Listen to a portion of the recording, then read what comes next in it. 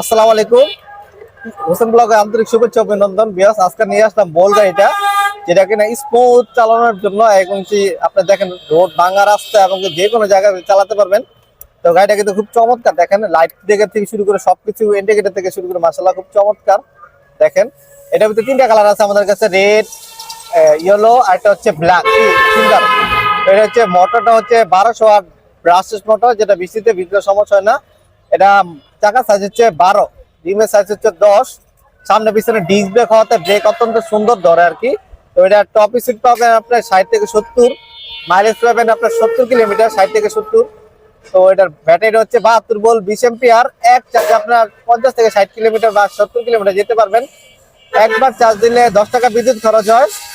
তো এই বাইকগুলো আমাদের কাছে অ্যাভেলেবেল আছে উত্তর যাত্রাবাড়ি বিবি ব্যাগের 3 নম্বর গলি। আমাদের আরেকটা শুরু হচ্ছে স্যাপকো, যেটা কিনা 1 নম্বর গলি।